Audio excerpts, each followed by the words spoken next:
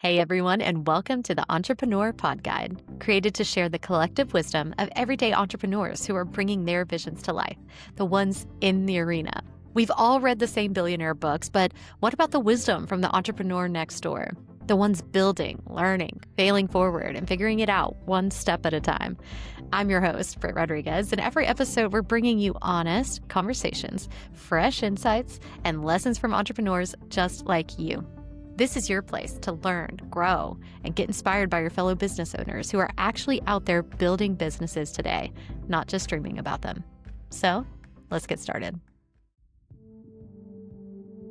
Welcome back to the Entrepreneur Pod Guide. In today's episode, Britt sits down with Adam Nelson, founder of Oovos Consulting. Before becoming a leadership coach, Adam worked as a political strategist for Fortune 50 CEOs, helped pass legislation through Congress, and built a career around leadership and influence. In this conversation, Adam shares his unique coaching philosophy, why asking the right questions is more powerful than giving advice, and how entrepreneurs can gain the clarity and confidence needed to move forward. Let's dive in. Adam Nelson, welcome to the podcast. I'm so happy to have you. Thank you. I really appreciate being here, Brett. Thank you very much. First of all, let's talk about you, Adam. Can you tell the people a little bit about yourself and about Oovos? Absolutely. So I started my career as a political strategist for Fortune 50 CEOs. In that capacity, I did grassroots advocacy and I ran some of the largest political action committees in the country, raising millions of dollars and supporting political campaigns that supported the organizations that I had worked for. I won a number of grassroots innovation awards for some of the programs that I had created. One of which I have gotten passed or helped pass two bills through Congress and signed by So two different cool. presidents. So that's something That's I'm awesome. proud of. I think you're our Uh, first guest to have a bill pass through Congress, so we're going to celebrate that. yeah, that's great. I'm really happy by it. Alternatively, when I got into politics, I knew I needed a hobby.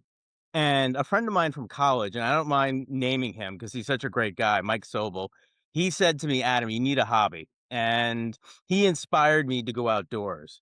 I had been a college athlete, something that I really took seriously, and I needed something to challenge me. So I ended up hiking, backpacking, and mountaineering. And it was something that I absolutely love and gotten into it. So since college, I have probably hiked over 13,000 miles. It's amazing. On top of that, I went to Mount Everest and climbed the base camp, which is about 18,500 feet. So Wow. it was something that I really enjoyed, and it changed my life in a way that was really a positive experience. And Absolutely. in terms of Uvis, how did I get into it? Well, my career was winding down in politics, and we can talk a little bit about that later. But it was one of these things where I took 5 years off to raise my kids. I took a career break, if you will. Nice. And as I was getting ready to get back into it, I was working with a career coach, and she was amazing. She really helped me understand like my motivations, why I was doing it, and so forth. And coaches, by and large, don't give advice. That's not what we do. We ask questions to light the spark for you to come up with the answer. And she said to me, you know what? I'm going to give you advice. I'm going to go off topic here. You need to be a coach. Go back to school. So I went back to school. I attended Brown University and got their leadership and performance coaching certificate. It's been about a year. I absolutely love it. And what I really enjoy most is watching people discover their own power. What captivates me most is the moment the client realizes that they're not stuck, right? Mhm. The solution, the courage, the clarity were inside them the whole time. And it's not by giving answers, but it's asking that one question that unlocks the truth. It's that aha moment. So that's my fuel, and that's how I got to Uvis.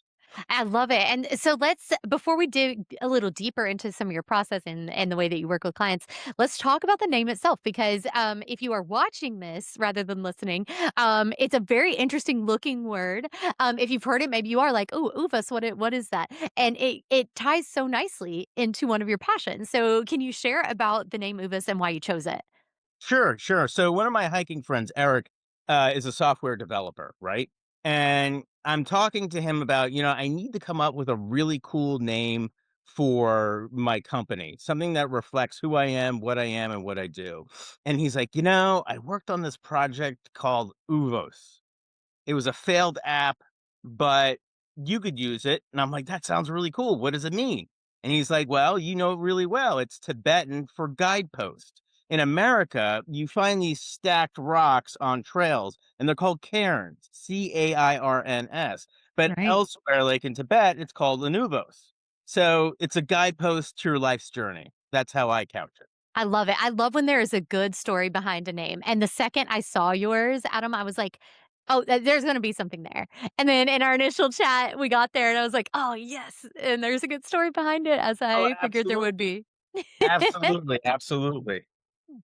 So let's talk a little bit about your approach to coaching because you mentioned there that you do not give advice. When I first spoke with you, and even in this conversation, you've said, I don't. I'm not there to prescribe advice. I'm not there to solve your problems. Like, you're not a therapist, you're not a mentor. A really good coach helps the people find their own answers, right? Themselves. So, can you Absolutely. tell a little bit about why that's a core philosophy of yours, and how you people, in general, like why you approach it that way, and then how you get people to dig in? Oh, absolutely. Coaching just doesn't work that way where you give advice. I could solve all your problems in 45 minutes, right? But that doesn't get you anywhere. I mean, you need to discover the answers on your own in order to own and then execute the solutions. If I tell you, it goes into short-term memory, and less likely to go into long-term memory. So by the next day, you're not owning the solution and you don't really remember all the details of what I've given you. If you own the answer, you're much more likely to be execute and be successful. So I like to be able to ask the questions that get people like interested, involved, and invested in what their answer is going to be and what the outcome that they're seeking. I love it, and it goes so much into, educational philosophy, and so I used to be a teacher for 10 years, and that was something Great. we were really doing in, like, modern education because so instead of telling a kid, "Hey, 5 by 6, it's 30. Just know that. Just memorize that," because like you said, that's just gonna go into short term, and that's why math facts and things like that were so hard for kids to learn. However, when you give them 5 groups of 6 things and you're having them play around with it, and then you're asking them, "Well, oh, if you have 5 groups of 6, what's that? What is that?" And then they figure it out on their own. They see it, they learn it, they work through it without being just told, "Hey, 5 times 6 is 30." It's way more ingrained in their mind, and the conceptual understanding of the answer is way better than if you just told them the answer. And so I completely understand how that, at a much more elevated level when we're talking about adult problems, adult, issues, that when you work through it without me just saying, "Hey, Adam, tell me what to do here." It's like, "No, no, no, we're gonna dig deep, you're gonna figure it out." Like, that will 100% stay in your head more, and I have a feeling people might take action better as well if they come to their own solutions. True, and I also hold people accountable. So we come up with a reason to be like holding them accountable for what they're doing and what the next steps are. So yeah, you hit the nail on the head. Exactly that. So when you get them to their answer, whatever it may be, then you kinda walk alongside them and help them make out a plan and stick to it. Yes. Okay. So we take pencil to paper, old school, not on the computer. And I have them write out step by step, what am I going to do to solve this problem? What 2 steps can I take today towards solving this problem, right? And then every day thereafter, write it down like in a journal as to what I've done and where am I going and how am I getting to that goal, no matter how complicated or how easy it is, Mhm. right? So that's something that's how I work with my clients, and it's very successful. It works a lot of the time. So you specifically mentioned pencil and paper. I do Mhm. have to ask, so what is your reasoning behind that? It's pencil and paper versus doing something online? Um, I could easily say that it's old school, but I think there's something to be said about handwriting something, as to rather than writing it on a computer, which can be erased or deleted, or it's a lot more temporary. than writing on a piece of paper. Yeah, you could argue paper's temporary too, but I think by handwriting it, it sticks in your memory a little bit better. I have no scientific reason behind it. I just think if you handwrite something, you're going to invest in it more, and it makes it more serious than typing it out on a computer. Now, Adam, you check me on this, and everybody else listening, check me on this too. But with my education background, again, I did a paper on this in my master's. I think there is scientific research to back up what you're saying. I think you have about 30% more likelihood to remember something if you write it down Mhm. and write it pencil paper, not typing, than if you don't.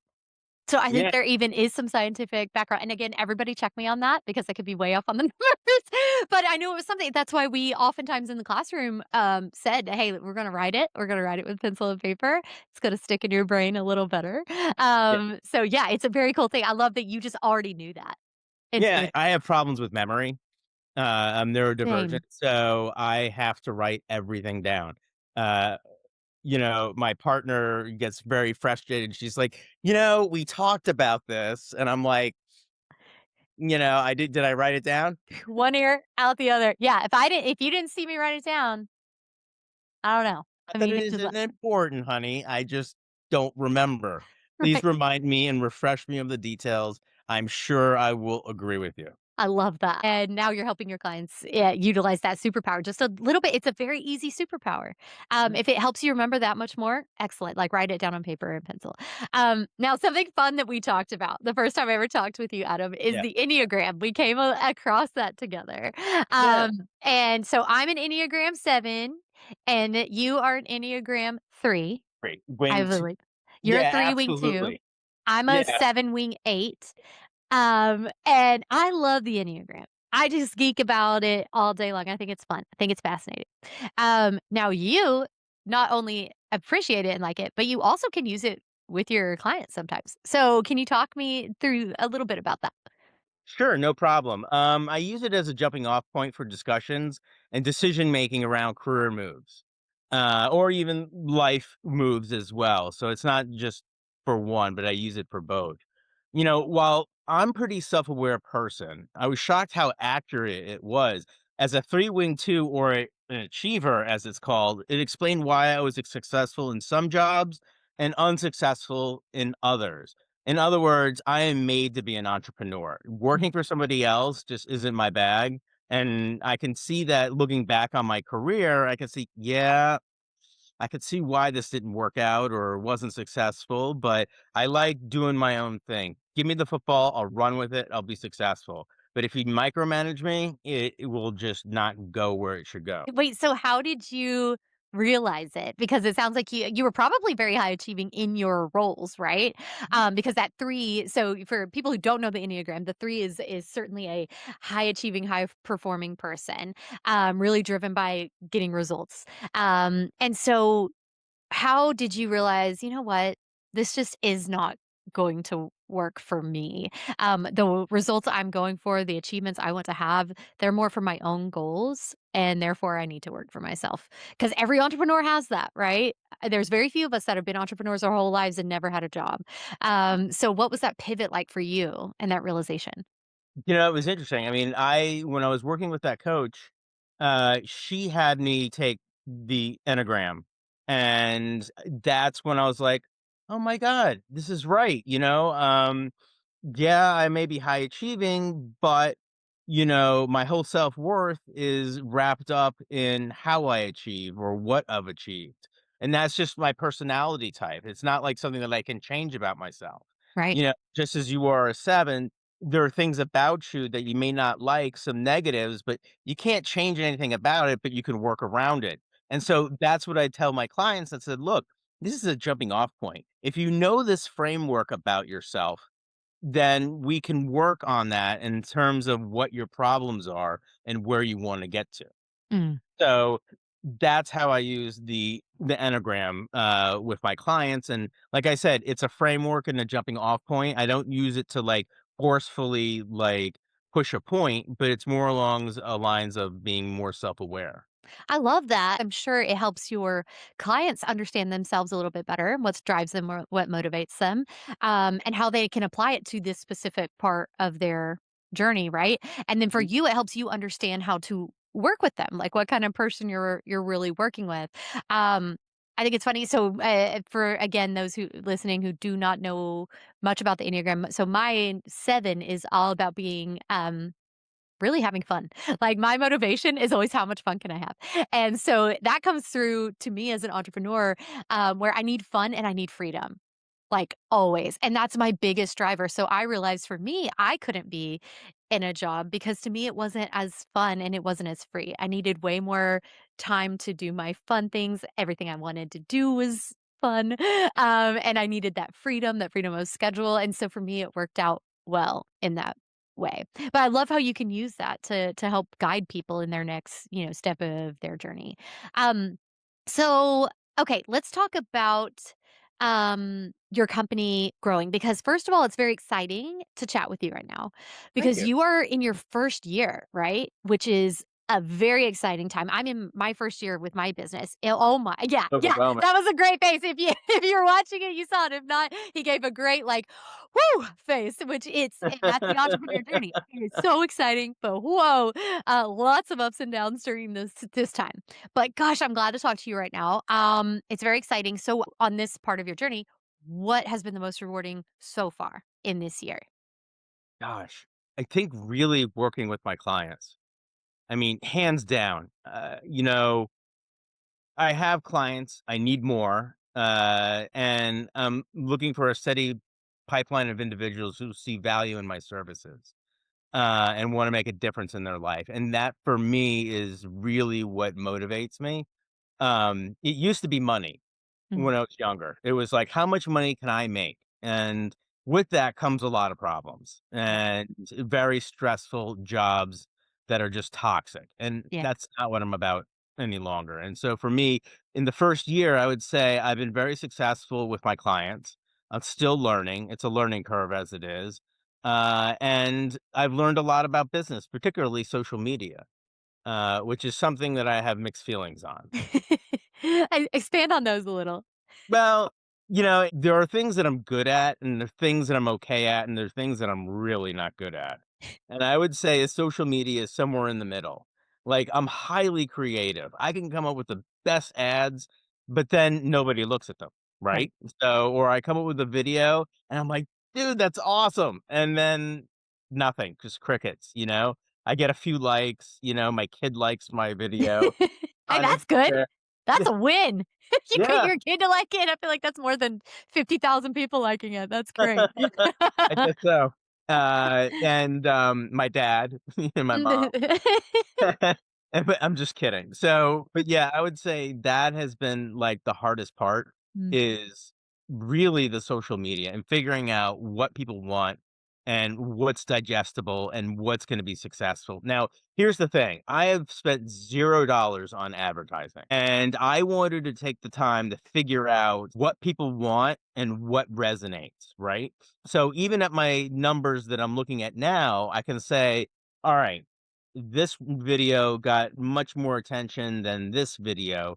The content is not too much different. So I'll go with the format of this one and thinking that, a lot of people like the walking on the street kind of thing where you're taking a video of yourself. That seems to be really popular. Me in front of the laptop talking, not so much. yeah. So, but it's something that I'm learning more and more about, and I look to be more successful at it in the future. That's awesome, and it's incredibly difficult. I have had TikTok videos go insanely viral for, like, I have a pride company that I run, and I have some that just, like, went through the roof, and then I post one I think is gonna be a million times better, put way more time and attention into, and like you said, it's crickets.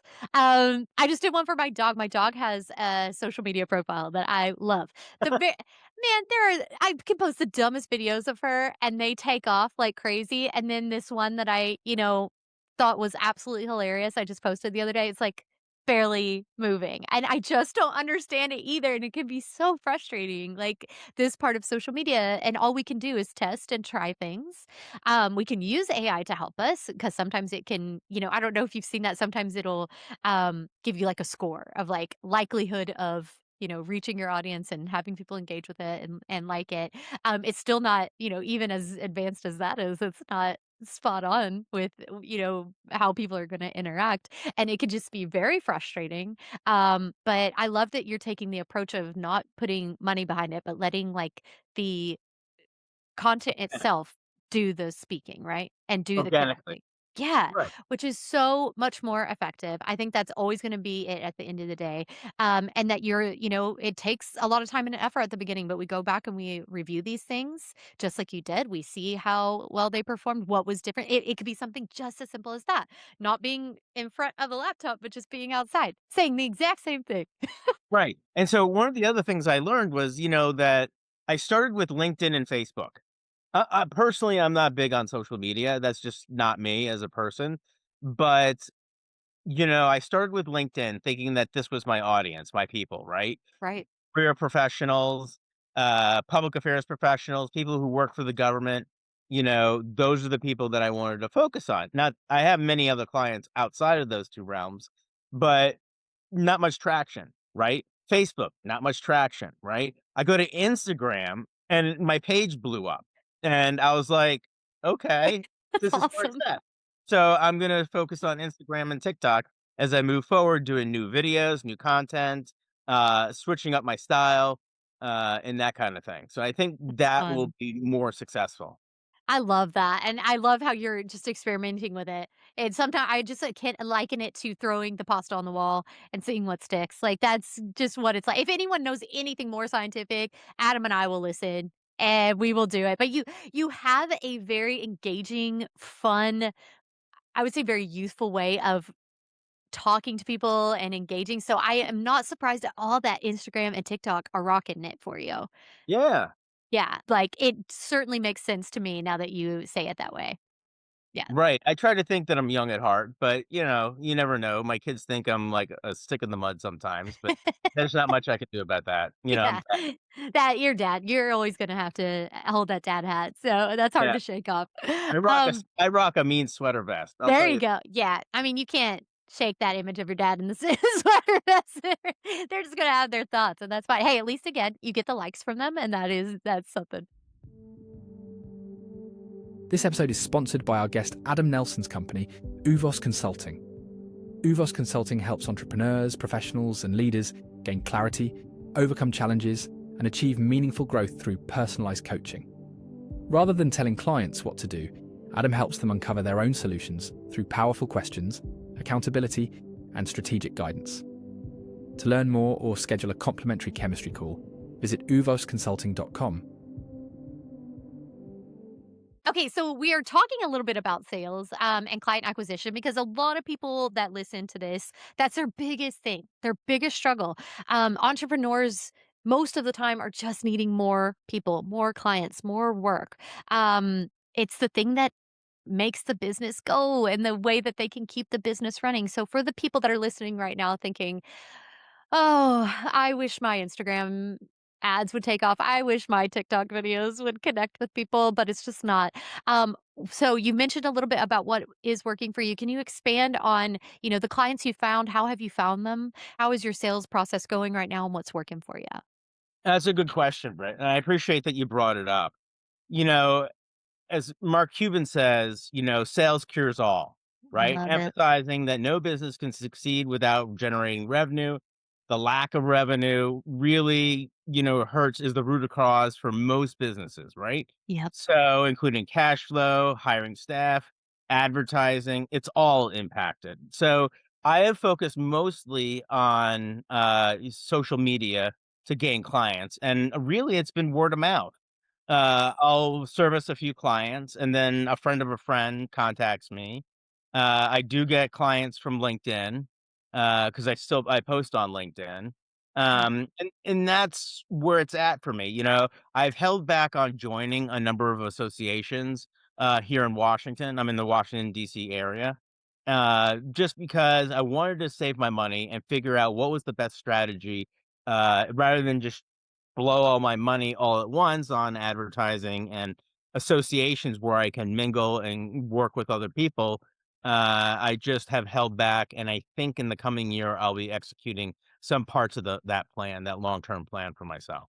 That's awesome. And I love that you're getting them from a couple of different avenues actually, and it's different ones that you've pivoted from, like, you started with LinkedIn, Instagram's starting to work for you, and TikTok, and I love the word of mouth one. So someone just said to me recently, it was a guest, Sofik on this, podcast, and he has a 100% referral rate goal. I was like, "Oh, that's good. That is good." Um, and another guest I had, called Pamela, amazing lady, and she's like, "Man, word of mouth. It's if you make your clients happy." And here you are telling me the same thing. You have your clients, you have made them very happy, and you have gotten referrals, through word of mouth. So and that must feel good too. Like, not just getting more clients, but the fact that they came through people that you have helped, Yeah. and they like you enough to tell you about their friends and to bring them in. How does that feel as an Oh, it entrepreneur? feels great. I think the best story I have though of getting a client was I was working with a client and we were in the MLK library downtown DC. It wasn't my choice of where to be because it was open and exposed and we didn't have a private room.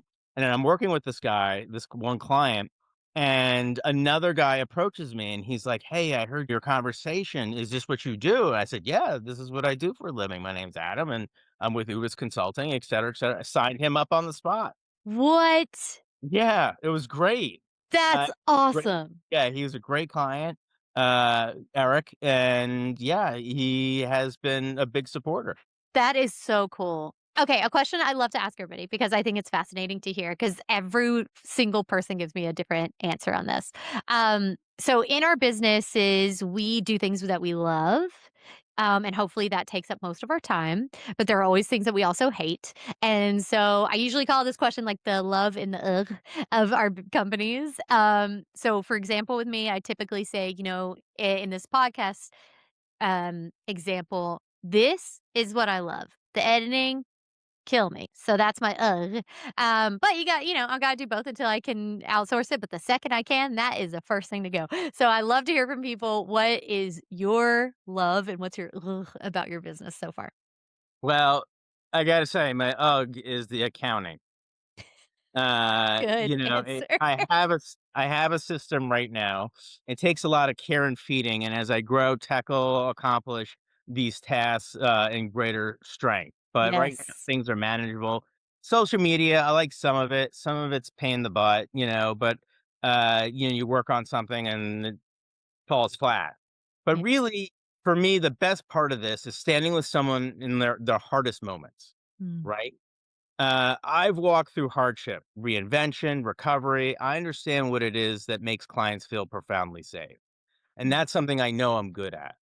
I'm fascinated by the transformation that happens when you with somebody and they finally feel seen, heard, or even supported. And how fast things can shift. I love that coaching isn't a theory, right? Mm. It's impact in real time and asking that one question that blows things up for them. And it's an aha moment. And that for me is really what I enjoy most. What a driving force to continue you on during those hard times, right? During the, annoying Instagram editing portion or whatever, but then you hop on a call with the client and you help them break through something that they've been really struggling with. I think that's just amazing. You're definitely in the right line of work there, I believe. And so I have a question for you. There's a lot of coaches out there. It's really hard to narrow things down. And if people listening right now are looking for a coach and looking for some assistance and guidance, there are so many wonderful people out there. There are a lot of really awful guru types out there. Um, I think through this conversation, people can already hear you and can already connect with your vibe and your energy, and I think they might already be drawn to you. But I'd love to hear also what separates, Uva's consulting and your style of coaching, from a lot of the people out there. Right. So I think one of the things is that I offer a chemistry call for Nice. every single person, right? So it's 15 to 30 minutes long. We talk about a little bit about coaching, what it is, what it isn't, see if they like me, like working with me. I am definitely a straight shooter. And, if this is a good relationship, right? Because Yes. if that doesn't work, then this is not going to be successful. And Right. I have to feel like they're invested. Mm. And so that's my process for vetting clients, in terms of, what makes things special. In terms of others, I would see like where did they go to school? Did they get certified?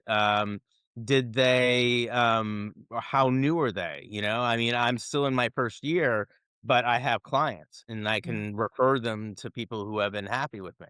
Yeah.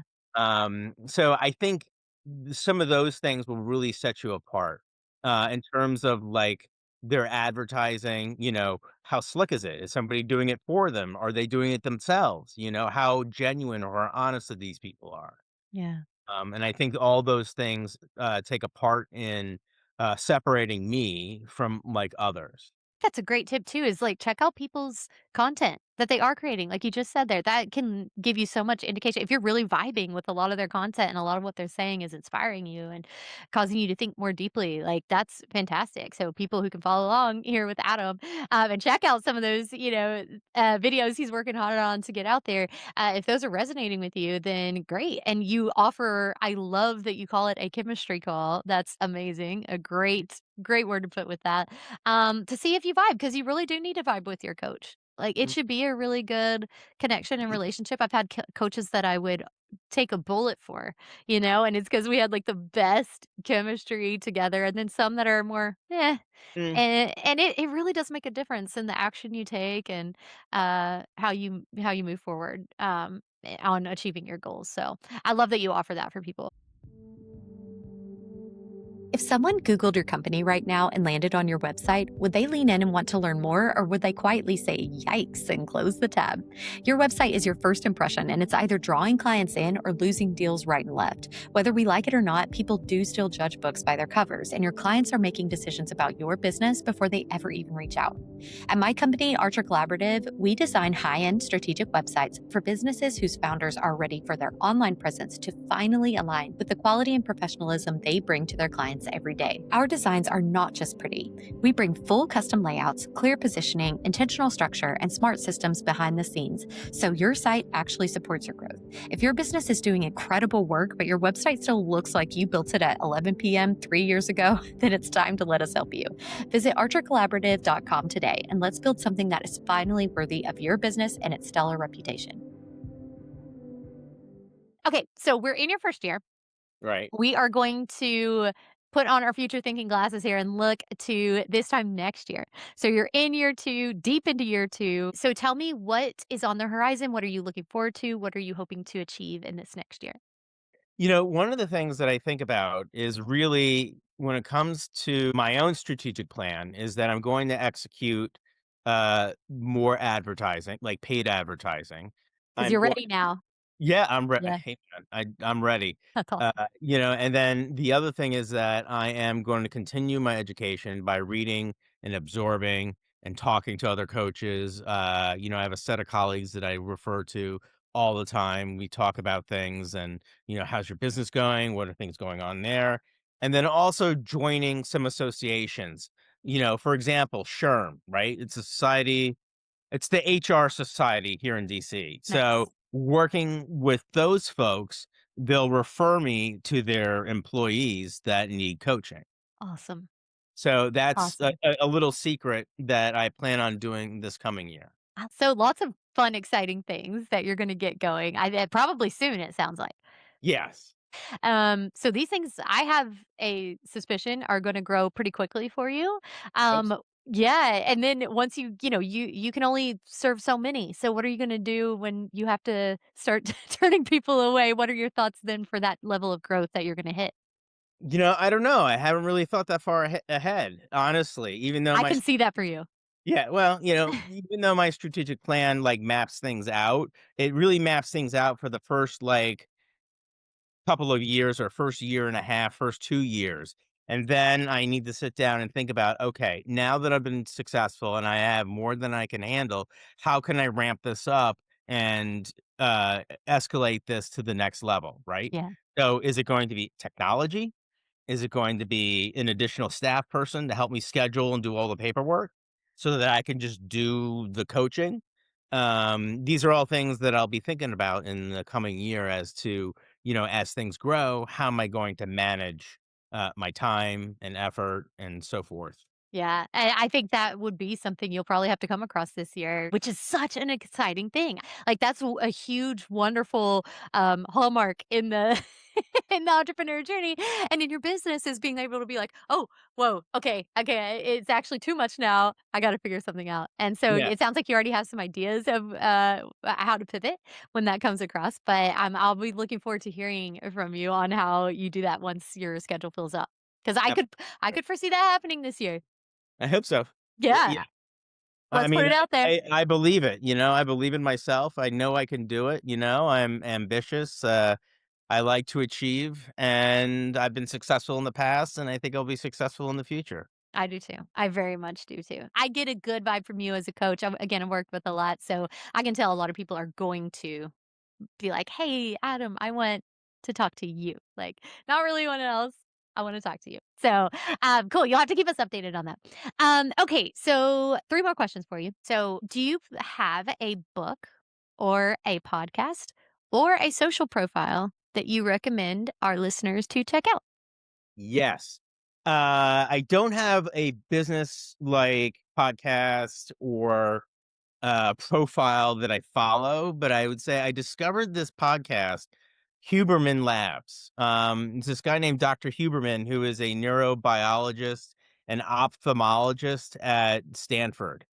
And it's a science-based, like, podcast, but it focuses on, like, mental health, brain health, and, like, sports, Nice. like, sports recovery and, like, strength training and things like that, and Yeah. I absolutely love it. You just instead of, like, jamming out to music in the car, it's so soothing to listen to this podcast, and you're like, "Whoa." I always get tidbits from him. I love to work out, and I love going to the gym, and the outdoor thing is, really important to me. So anything I can do to augment that part of my life, I'll listen to. And he really has a lot of good things to say, and That's it's legit. awesome. Yeah.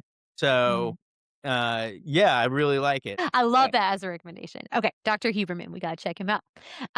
Okay, 2 more questions for you. What is one message you would like our listeners to take away from this conversation today? I think really what it comes down to is that coaching is something that I take seriously. I take my clients seriously, and I'm invested in my clients' well being and health. Mental health, I should say. And I think if they can take away my sincerity and authenticity, that will go a long way. And I would love to work with you if you're ready to take the next step. Awesome. And that's very and then I am gonna squeeze in then an extra question because for a lot of entrepreneurs, they may feel like they don't have the time, they're so slammed, the entrepreneur journey. Whew, it's rough. It can be full on, especially at the beginning. What do you have to say for that super busy entrepreneur about the importance of having a coach? I think it's critical. It Right? keeps you on the right path. I mean, Yeah. it keeps you from straying down a rabbit hole that really isn't right for you. You know? Yes. Uh, it could be something like, do I automate? Do I not? Yep. Do I use AI for this? Do I not? And I help you kind of create the pathway to make those decisions. Yeah. I'm not making them for you, but it's a process in which it comes to you as we're talking.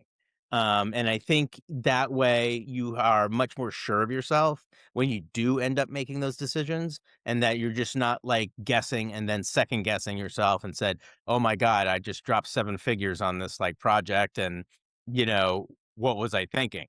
You Yeah. know, buyer's regret." So I hope to help, entrepreneurs in that way. I think you're so right. The word critical. It is critical. It blows my mind that people can do this without the help of a coach, without some type of community, some type of expert person that's just there with them. I don't know that I could do it. Or Yeah, you I'd be could. way off. without No, it. Don't no. you feel like? I just think coaches just step in and just really help provide that clarity and support. And Oh, it's, you absolutely. know, The other thing I wanted to mention is that, I help my clients realize that whatever they're dealing with isn't the biggest crisis in the world. yeah, It is to them, yeah, and you help them work through it, but, they're in a panic, yeah. and you wanna be able to chill them out a little bit. I'm not a therapist, help them chill out a little bit so they can think clearly Yeah. and make those decisions.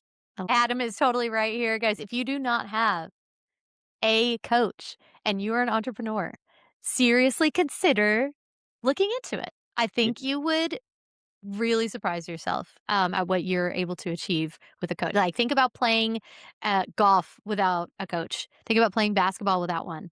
Think about, any team sports. If you ever played them and you didn't have a coach, imagine what chaos would ensue. It's just really wonderful to have a coach. So I 100% agree with you there. Okay, now to truly my last question for you. Okay. For people who are convinced, maybe they had a coach, they've just not had one for a while, or they've never had one, they're interested and they're really appreciating your take, your experience. Or maybe, hey, they're doing that one piece of advice we said of, hey, check out some of their content. They want to follow along with you. They want to learn a little bit about you. If they want to learn more, work with you, reach out to you, how can they find you, Adam? All right, easy. So the first thing is you see my web address right here, oovosconsulting.com. The second place, you can message me through this website. Also, my Instagram account is apnelson1975. Yes, that is my birth date. Uh, when I created it, I don't know what I was thinking, but that was my Instagram account. And Nice. you can also email me at apn@oovosconsulting.com. And that's Oovos, O-O-V as in Victor, O-S as in Yes. Sam. Yep. And I will have all that linked in the show notes too, if you would like to find them there. But Adam, I am so grateful that you made the exciting decision to become an entrepreneur, to become a coach, to start your business, because now you're helping people change their lives. You are meeting with people every day and helping them to break through, and you're doing some amazing work out there. Thank And thank you for stopping by this podcast to specifically talk about your entrepreneur journey and inspire other people, and then also show them how coaches can really help them as they're growing their businesses and doing some of the coolest work, in my opinion, out there. So thanks for stopping by and sharing all your awesome knowledge. thank you, Brett. I really do appreciate being here. Thanks again. Thanks for listening to this episode of the Entrepreneur Pod Guide. A special thanks to Adam Nelson for sharing his insights on leadership, coaching, self-awareness, and personal growth. To learn more about Adam and his work, visit oovosconsulting.com and be sure to check the show notes for additional resources and links. If you enjoyed this episode, subscribe, leave a review, and share it with another entrepreneur who could benefit from today's conversation. That's it for today, and we'll see you next time. Now go get 'em.